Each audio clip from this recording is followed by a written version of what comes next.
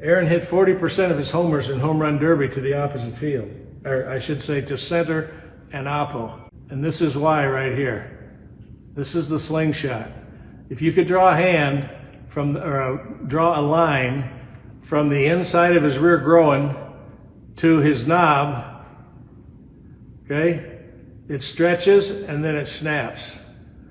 That line would stretch and then snap. And this is why he told me after the Derby that he knew he was going to win after the first round, because everybody else was exhausted. And he's just stretching, firing off his rear leg. Okay, back to the topic. There's the load, right? It's about there, maybe slightly before that, and then snap the bat.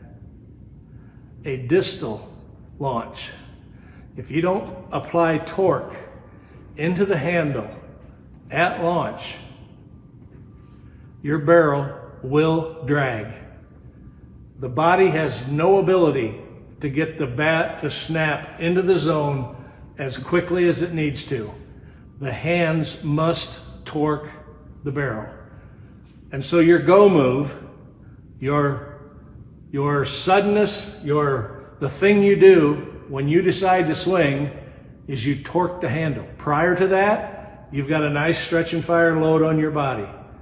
But you torque the handle. You torque the handle with a movement that is perpendicular to the forearm. The barrel is lined up. The bat is lined up perpendicular to your forearm. Your rear thumb is the lever that puts force into the front side of the handle to send the barrel rearward. Supination. Bat's perpendicular to your forearm. The thumb turns it over. That distal movement launches the bat. And because you have a strong stretch of your body, when you launch it rearward, it's going, if you will, down a clock face rearward. It's going from 12 o'clock to 9 or 12 to 3, depending if you're a righty or lefty. And when that barrel gets to, as it goes from 12 to 9 or 12 to 3, that's more and more resistance that stretches you even more.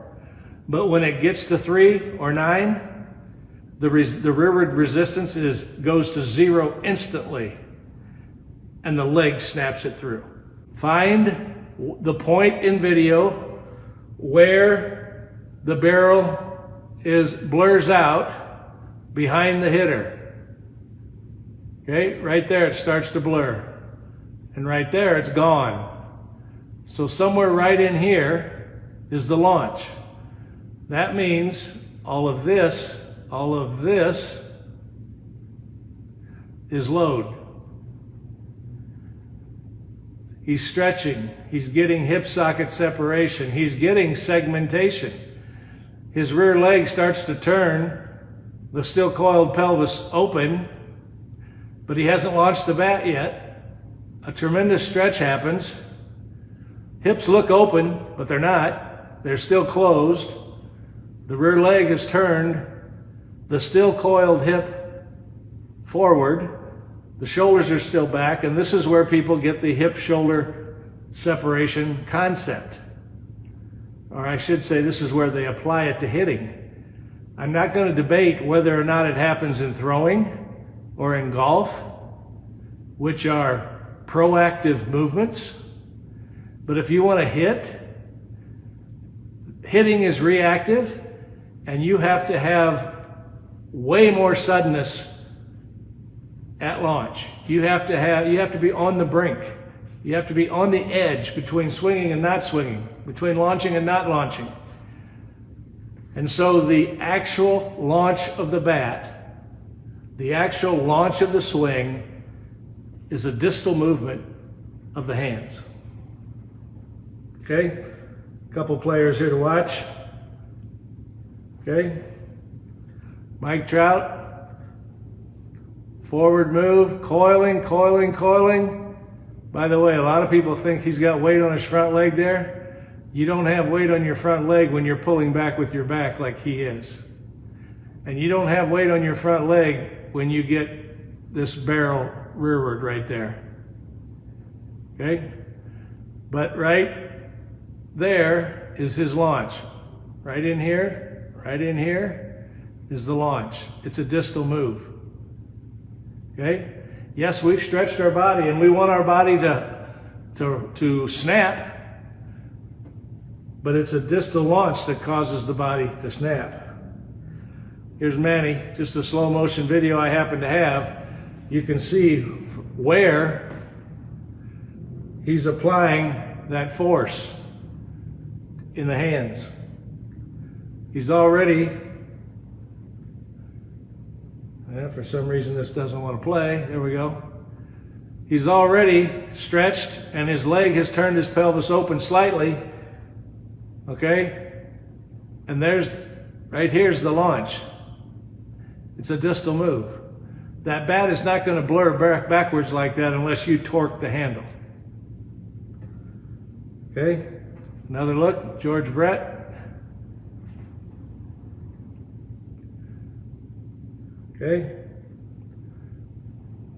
Coiling, going forward, stretching. His leg is turning his still coiled hip forward, and then snap. Snap. Okay. A couple more videos. I'll show you someone who does the hip-shoulder separation first, accompanied by the late push. J.J. Hardy, big leaguer, shortstop, played several years, good athlete, good glove, not a good swing. He muscled out a career, if you will. Here's hip-shoulder separation. There's no barrel depth because he's pushing it forward. Okay? All right. The Mick.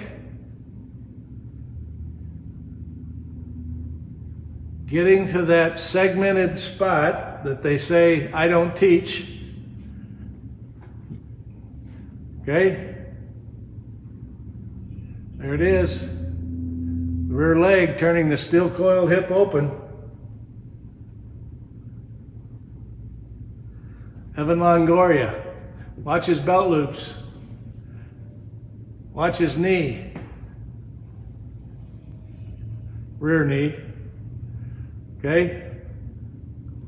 If you can't feel that his weight is still back and that the hip is still coiled, you need to take some swings. Yeah, the leg has turned, but it has turned the still coiled hip forward. This position he's in right there, when he snaps his bat, he gets barrel depth. You're not going to get that barrel depth from hip-shoulder separation. So hip-shoulder versus hip socket, they're both going to give you a look of separation. One of them is far better than the other. The hip socket separation is far better than the other because you have a twisted leg that's going to burst and you're connected to the ground. You have like an auger-like feeling of your rear leg. The rear foot is being twisted and you're directly connected to the ground.